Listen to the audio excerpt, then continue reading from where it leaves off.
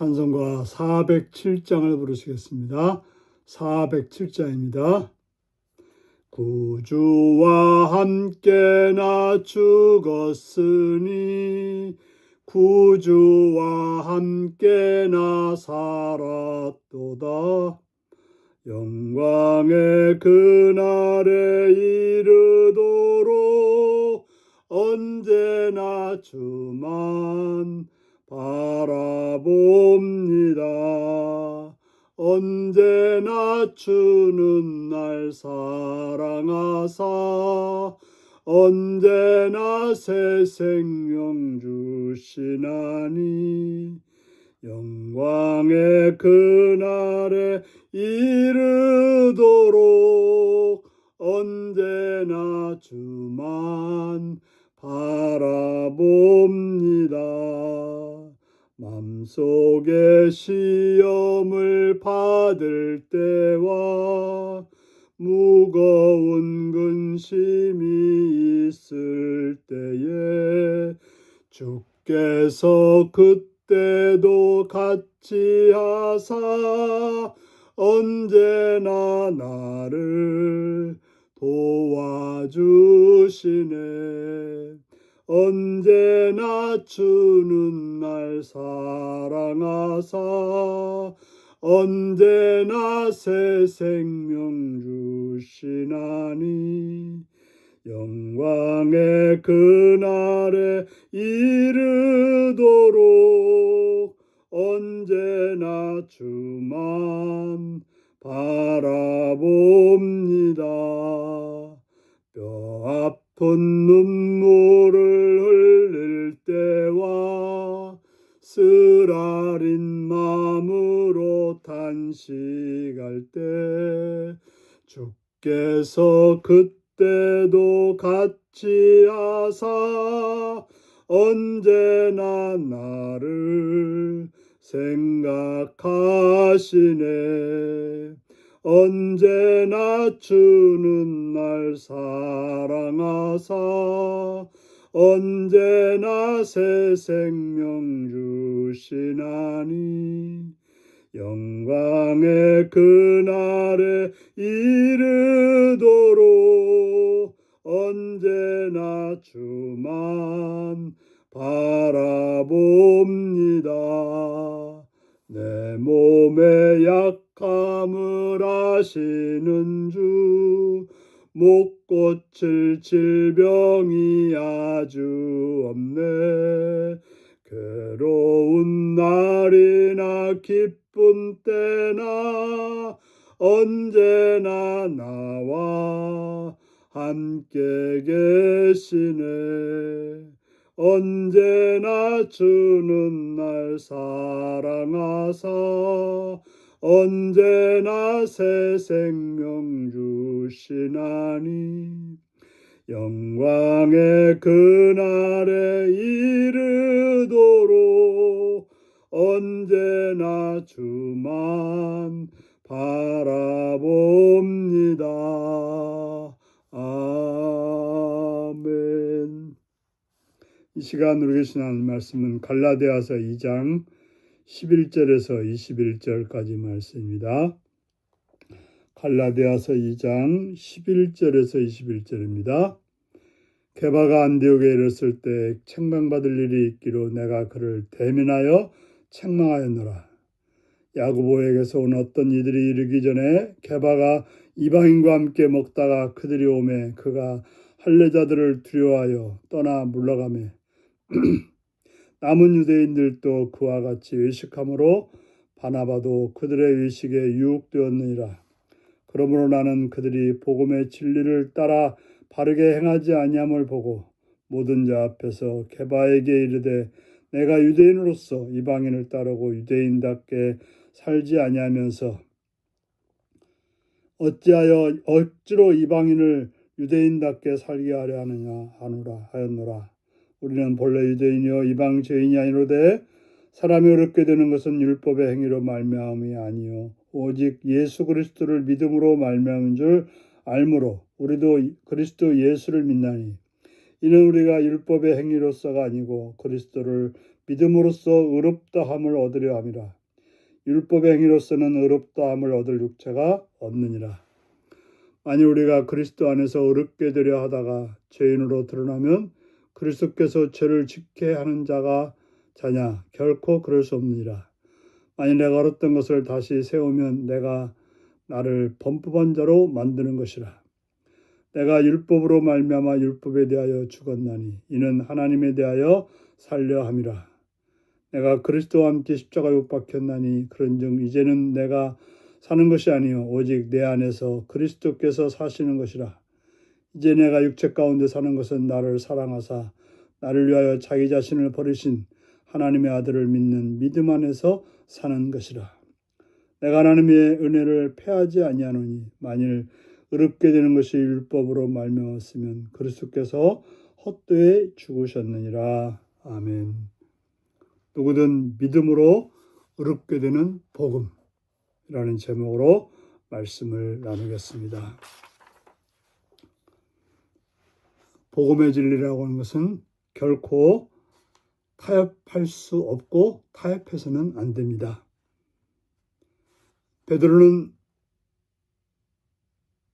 그런 타협하는 그런 모습을 보였습니다. 베드로는 야고보에게서 몇몇 사람이 오자, 여기서 야고보는 아마도 예루살렘 지도자인 야고보를 말하고 있습니다. 그때 베드로가 이방인과 식사를 하고 있었는데 온다는 소식을 듣고 그 이방인과 식사 자리를 떠났습니다. 야고보에서 온 이들은 유대 정결법을 지키기 위해서 이방인들과 함께 식사하는 일을 금했습니다. 유대인들은 율법을 지킨다는 명목하에 이방인들과 식사를 하지 않았던 것입니다. 그런데 베드로가 이방인과 식사를 하다가 그들이 온다는 말을 듣고 그들로부터 책망을 들을까 두려워서 식사 자리를 피해서 그들 앞에 그런 모습을 보여주지 않았던 것입니다. 하지만 베드로는 어떤 사람입니까? 하나님께서 부정한 것을 먹으라고 하는 환상을 보여줌으로 그가 고넬료의 집을 찾아가서 고넬료의 집에 가서 말씀을 전하고 이방인이었던 그들에게 세례를 주어 이방이나 유대인이나 다 예수 안에서 구원받는 그 길을 보여주었던 것입니다.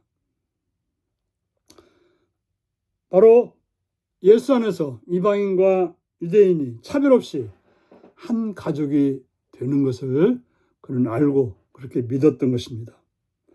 그럼에도 그는 할례자들이 두려워서 이방인과 함께하지 않는 것처럼 보였고 그 결과 다른 이방인들뿐 아니라 바나바까지 참 믿음의 사람이었던 바나바까지도 그런 위선에 빠지게 만들었던 것입니다. 베드로와 바나바가 유대인 앞에서 복음의 진리 앞에 바르게 행하지 않자 바울은 베드로를 강력하게 책망했다라고 말하고 있습니다. 복음대로 살기 위해서는 복음이 아닌 것과 타협하지 않는 용기가 필요합니다. 우리가 복음 안에 산다고 하는 것은 모든 일상의 삶이 복음 안에 있어야지 누구한테는 복음과 다른 모습을 보여주고 누구한테는 복음과 같은 모습을 보여준다고 하는 것은 말이 되지 않는 것입니다. 모든 사람이 의롭게 되는 것은 율법의 행위로서가 아니라 오직 예수 그리스도를 믿음으로써 되어지는 것입니다. 그런데 베드로는 물론 예수 그리스도를 믿음으로 구원받는 것을 그는 알았고 그렇게 믿고 있었지만 사람들이 두려워서 거짓된 그런 모습을 보여주었던 것입니다. 그러나 중요한 것은 믿음으로 구원받는 것, 이방인이나 유대인이나 똑같이 적용되는 것입니다. 차별 없이 하나님의 백성이 되는 것은 마찬가지인 것입니다.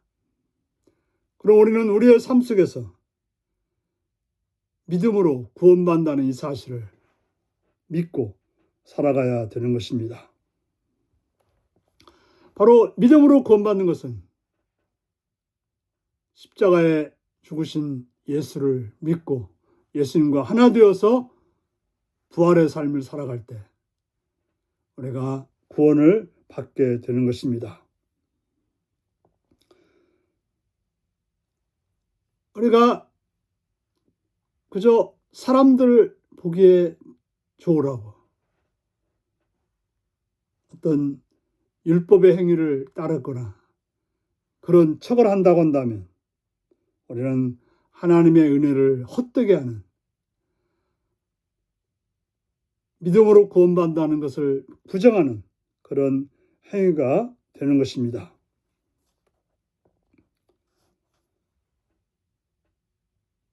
우리는 예수님이 우리를 죽으심으로 우리가 살게 되었다는 사실을 믿는다면 더 이상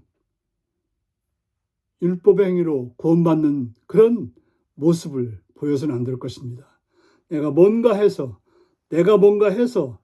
구원받는 길은 없는 것입니다. 오직 예수님과 함께 죽고 예수님과 함께 살아날 때만 구원받는 것이지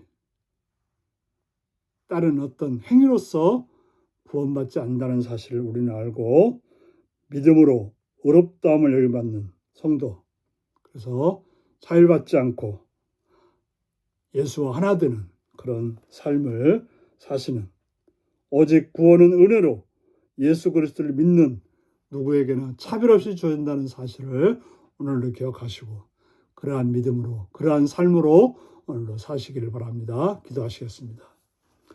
자비로우신 주님, 주의 은총과 사랑을 찬양하며 감사합니다. 우리로 하여금 믿음으로 구원받는 이 길을 따라서 오직 삶과 행위가 같은, 그래서 모든 사람들 앞에 오직 믿음으로 구원받는 그런 삶을 살아서 하나님의 그 놀라우신 진리가 우리들의 삶을 통해서 드러나는 그런 삶이 되도록 도와주옵소서. 어리석게도 나를 내세우다가 나도 망하고 다른 사람도 망하게 하는 어리석은 자가 되지 않도록 깨어있게 하여 주옵소서.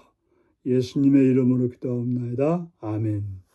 하늘에 계신 우리 아버지, 아버지의 이름을 거룩하게 하시며 아버지의 나라가 오게 하시며 아버지 뜻이 하늘에서와 같이 땅에서도 이루어지게 하소서. 오늘 우리에게 일용할 양식을 주시고 우리가 우리에게 잘못한 사람을 용서해 준 것 같이 우리 죄를 용서해 주시고 우리를 시험에 빠지지 않게 하시고 악에서 구하소서. 나라와 권능과 영광이 영원히 아버지의 것입니다. 아멘. 말씀 묵상입니다. 안디옥에 이른 베드로를 바울이 강하게 책망한 이유는 무엇인가요? 내가 성경 말씀대로 살기 위해 타협하지 말아야 할 것은 무엇인가요? 이 신칭은 믿음으로 구원받는다는 것은 믿음으로 의롭다가 되는 구원론적으로 교회론적으로 어떤 의미가 있나요? 내가 버려야 하는 율법주의적인 사고방식에는 어떤 것이 있나요? 오늘 이 말씀을 묵상하시며 주 안에서 오직 믿음으로 구원받는 이 길을 따라서 오늘도 살아가는 복된 여러분들이 되시기 바랍니다. 샬롬.